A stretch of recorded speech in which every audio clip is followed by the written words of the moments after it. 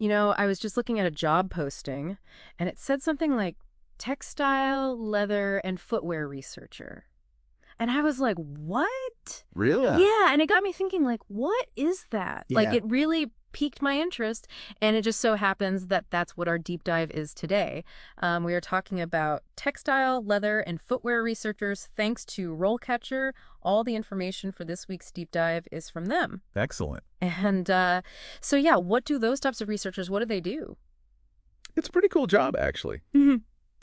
When you think about it, everybody wears clothes Right, it's very universal. and shoes. Yeah. Yeah. So what they do is they're really the bridge between the science and the innovation of new materials Mm. and making that connect to the products that we use every single day. Yeah. So I always say, think about the clothes you put on or the shoes that you're wearing or a purse or a wallet or anything.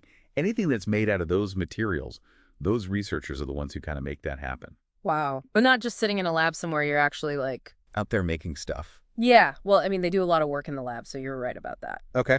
But it's not just about the lab, right? They have to also think about what are the trends? What are people wanting? What are the designers looking for? How can we be innovative and also keep sustainability in mind? Oh, wow. All those different things are part of what a textile, leather, and footwear researcher does. Wow. So you really have to be on top of like everything. Yeah, pretty much. I mean, you're really looking at the big picture and how can you make these products better, more effective, more sustainable, and really thinking about the future of fashion. So what's it like? What's the day-to-day? Or is there no such thing as a day-to-day for a textile, leather, and footwear researcher? Yeah, I don't know that there is a typical day. I mean, of course, they work in offices and they're in labs a lot of the time, but they might also be traveling to conferences or visiting manufacturing sites or collaborating with other experts in the field. Oh. Because they have to work with all kinds of different people, like material scientists, chemists, engineers. They might even work with physicists sometimes. Wow. So you really have to have that, like, science brain, it sounds like. You really do.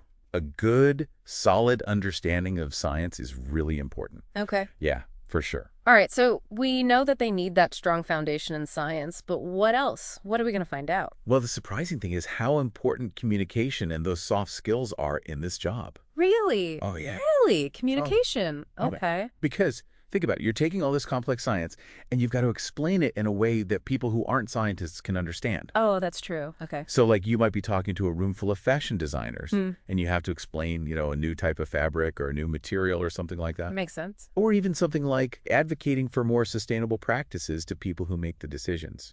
So you got to be able to talk the talk. Wow, that's a really good point. I wouldn't have thought about that. So what about the education? What do you need to get into this field? I'm guessing it's a lot of science, right? Yes.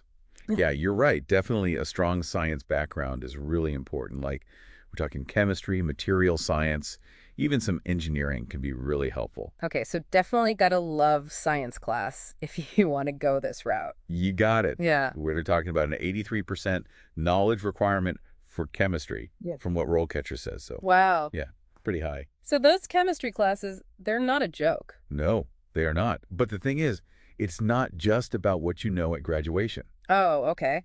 What else then? because this field is constantly changing. Oh, yeah, fashion changes all the time. Yeah, there are always new technologies, new materials, new ways of doing things. It's really important to be constantly learning and growing and staying on top of everything that's new. So, like, how do you even do that? Is it reading a bunch of journals or something? Like, how do you stay on top of all that? Oh, for sure. Journals, industry events, conferences, it's wild. Like they're even making leather alternatives out of pineapple leaves and mushrooms these days. So Oh, wait, what? Pineapples and mushrooms? That's Yeah. amazing. crazy, right? They're doing things with nanotechnology to make fabric stain-proof and self-cleaning. 3D printing is becoming a big thing, especially for shoes. Wow, 3D printed shoes. That's wild. So it's like you get that science foundation and then you get to be on the cutting edge of all this new stuff too. Exactly. It's a really exciting field to be in. Okay, so let's say you do have that education, you're keeping up with everything. What's it like to actually work in this field? Like, what are the different stages of your career look like? Well, you're probably going to start out as like a research assistant, maybe a junior researcher, just learning the ropes, working on pieces of bigger projects, lots of experiments, analyzing data, maybe presenting your findings. Mhm. It's all about building that experience. Right, got to start somewhere, right? Exactly. Mm. But then as you get more experience, you can start taking on more responsibility, leading your own projects, maybe even mentoring those newer researchers that are just starting out. Okay, so there's definitely a path for moving up in this field. Definitely, Yeah. yeah. And I think one of the coolest things is you can really specialize. Oh, that's cool. Tell me more about that. What does that look like? Well, let's say you're super passionate about sustainability.